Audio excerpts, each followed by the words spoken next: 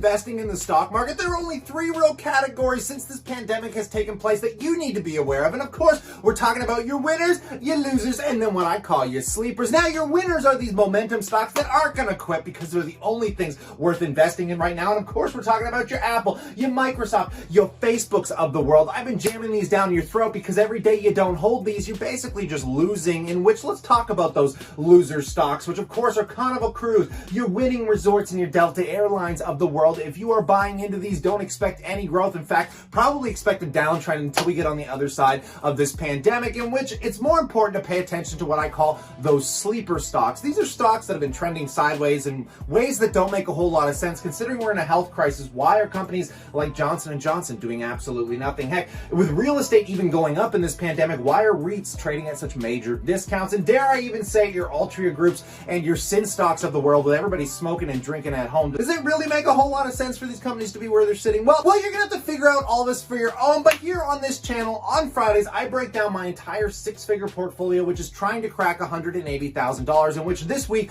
I actually sold a little bit of Apple and I experienced my first dividend cut ever with a company called GEO Group, and we're gonna get down into the nitty-gritty, and with the clarity of my transparency. In return, I simply ask that you guys slap that like button, or heck, even hit the dislike button. Probably helps the channel either way, but nonetheless, let's jump welcome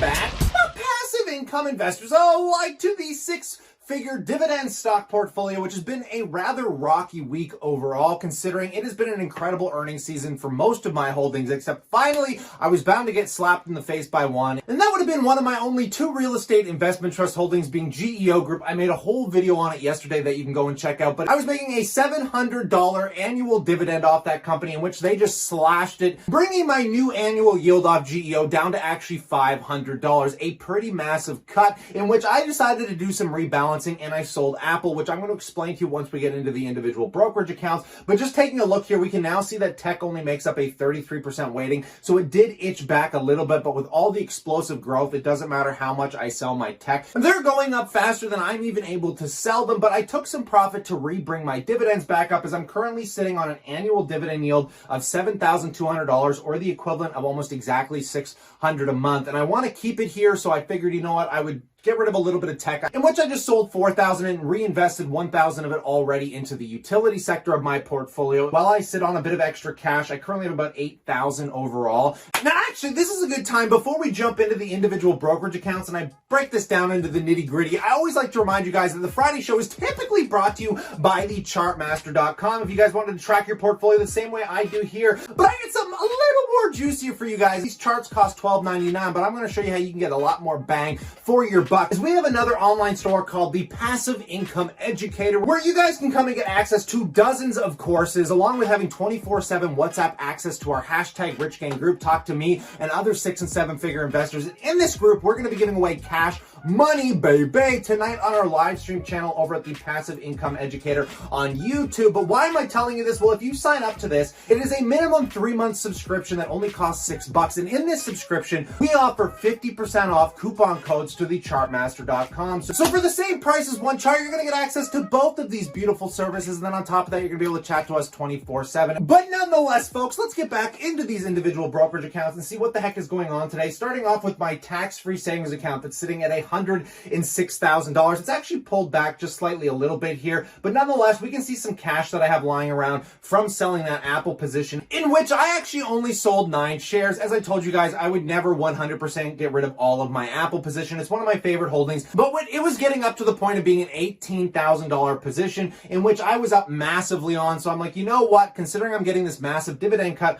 off my GEO Group here, being my biggest bag of sand I've been holding since this pandemic has taken place, but nonetheless, I took some of that Apple money and I reinvested $1,000 of it in because I was a little underweighted on this utility. But other than that, I'm still flip-flopping on exactly what I want to do with this money. I'm might just hold it for a bit, see if a pullback comes into the tech plays and maybe buy some more Facebook, or heck, if Apple or Microsoft dip any heavier, maybe buy a little bit more of them back. But in the meantime, I'm more or less thinking buying into my Canadian banks. These things have been highly suppressed when we're talking about Bank of Nova Scotia, Canadian Imperial Bank, even on the US side of the border with your JP Morgans of the world. And I want to rebuild up my dividends in somewhat of a reliable place. But if you're buying into those categories of stocks that aren't going to be doing well in this pandemic, financials being one of them, I mean, you have to be prepared for a sideways, if not a downward trend after you buy it. But I honestly believe that these banks are pretty resilient. They're going to come out on the other side of this next year, probably doing pretty fine. And hopefully this will make up for the massive dividend loss that I experienced through GEO Group. And again, guys, they were paying me $700 annually. And after that cut, it knocked it down to $500 annually. So not only am I down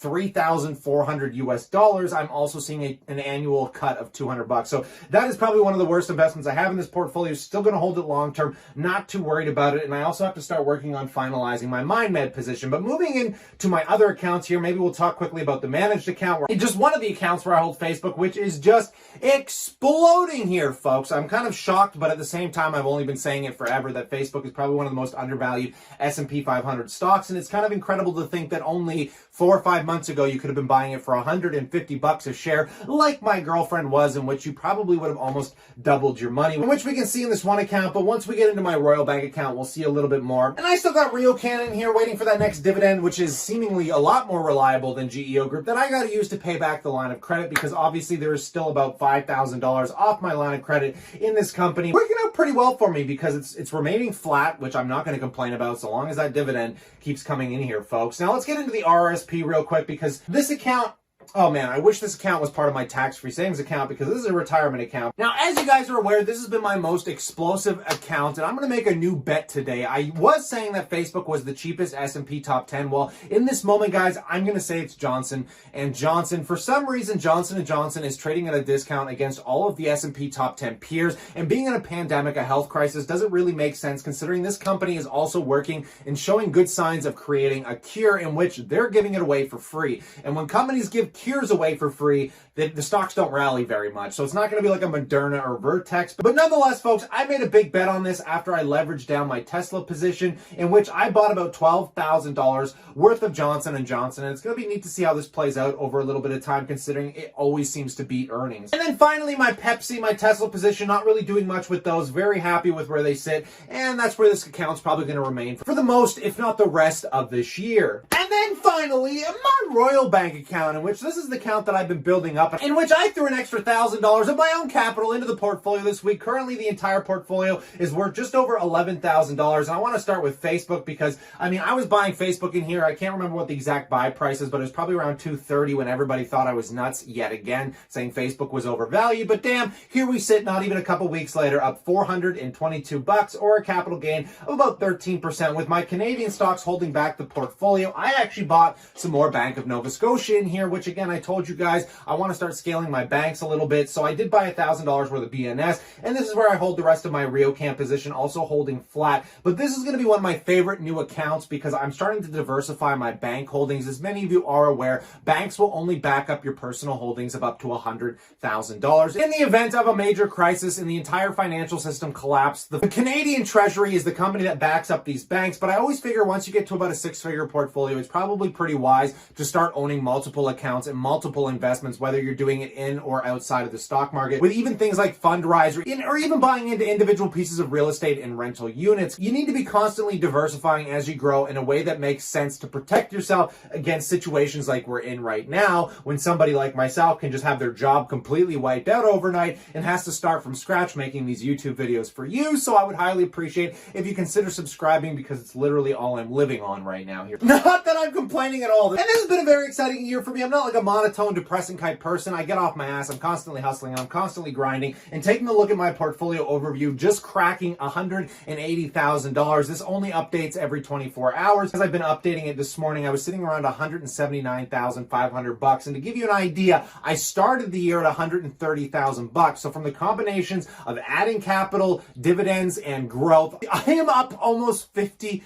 $50,000, more money than I've ever made in any given year off my own personal working career. So I'm by no means complaining. In this very weird, hard to understand world of the stock market, you guys really need to have a solid moral fortitude to ride out these crazy volatile cycles, because again, even though I'm up $50,000, you have to remember at the beginning of this year, my portfolio dropped by almost $50,000 here, folks. This has been a roller coaster ride, and I'm glad that you're on it with me here for my financial independence, retire early journey. In light of all this, I would love to know what you think in that comment section below. This has been a typical Friday update. I do these every Friday, so consider subscribing, but stay cool, stay awesome, and I look forward to chatting to you guys tomorrow.